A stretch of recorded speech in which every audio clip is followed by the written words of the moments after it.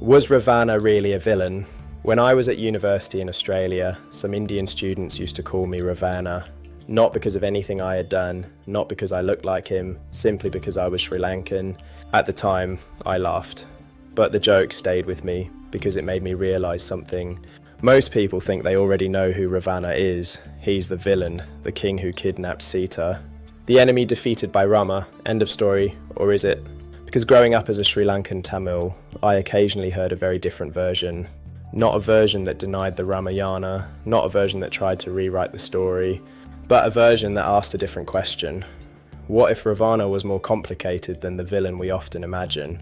And that question sent me down a rabbit hole, because the more I learned, the more I realised Ravana means very different things to different people. For many Hindus, Ravana represents pride, ego, and the dangers of unchecked power. For others, especially in parts of Sri Lanka, he is remembered as a scholar, a ruler, a musician, and a symbol of an ancient Lanka. How can one person be remembered in such different ways? The answer lies in something deeply human: stories. Every culture tells stories.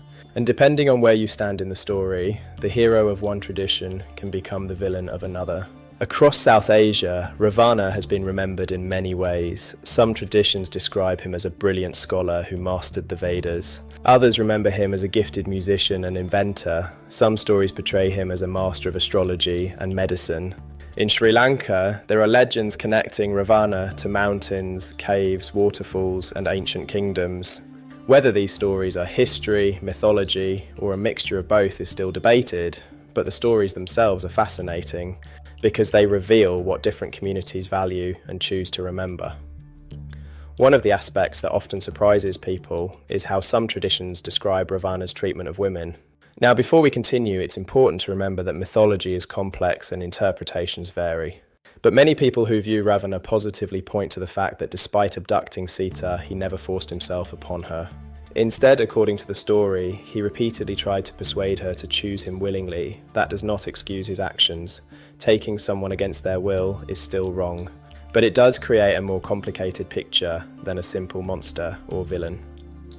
Some traditions also describe women in Lanka as holding positions of influence and authority. Women appear as advisors, leaders, and respected members of society. In these retellings, Lanka is portrayed as a sophisticated kingdom where knowledge and capability were valued. Again, whether these accounts reflect history, mythology, or later interpretations is difficult to know, but they help explain why some people see Ravana very differently.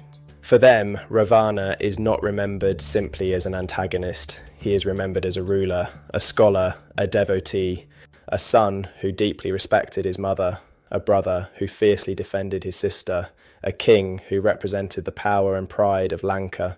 And perhaps that's what makes Ravana such a fascinating figure. He refuses to fit neatly into a single category: hero, villain, scholar, warrior, king, devotee. Depending on the story, he can be all of these things at once. And maybe that's why people are still debating him thousands of years later. Not because everyone agrees, but because they don't. When those students called me Ravana all those years ago, they probably thought it was just a joke. But it sparked a question that has stayed with me ever since. Who gets to tell the story? Because every culture has its heroes, every culture has its villains, and every culture has figures who sit somewhere in between. Perhaps the most interesting stories are not about people who are entirely good or entirely evil. Perhaps the most interesting stories are about people who are complicated, people who force us to think, people who challenge us to look beyond simple labels. And whether you see Ravana as a villain, a misunderstood king, a symbol of Lanka, or something else entirely, one thing is certain. His story continues to echo across generations, and that is why we are still talking about him today. In future episodes, we'll explore the legends of Ravana, the stories surrounding ancient Lanka, and the fascinating ways mythology, history, and memory continue to shape Sri Lankan identity. But for now, I'd love to hear your thoughts. Who was Ravana, and who gets to decide?